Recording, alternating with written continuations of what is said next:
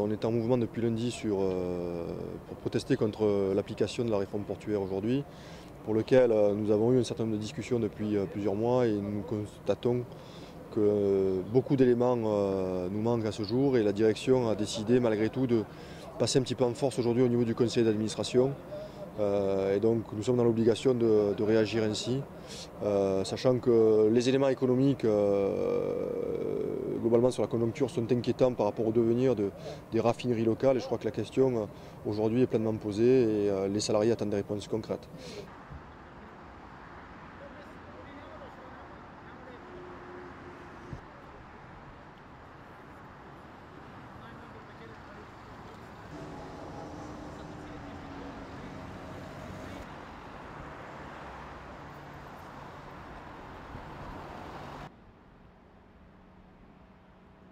Écoutez, c'est le transfert des outillages à des opérateurs privés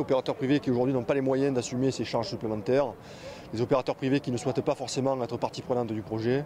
et donc y compris des opérateurs privés qui se posent la question de la continuité de leur activité. Donc on ne peut pas aujourd'hui, je dirais, faire une partie de poker avec des industriels qui n'ont pas les moyens et qui n'ont pas forcément la volonté de maintenir cette activité-là. Donc il y a, au travers de toutes ces questions-là, l'avenir, je dirais, des salariés et de l'activité qui est posé clairement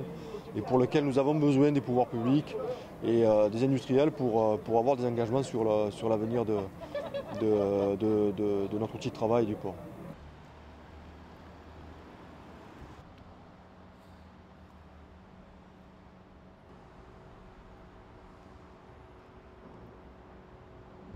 Aujourd'hui, par rapport à l'appel fédéral national des ports et docks CGT, nous sommes en arrêt de travail de 72 heures par rapport à la pénibilité et à la retraite.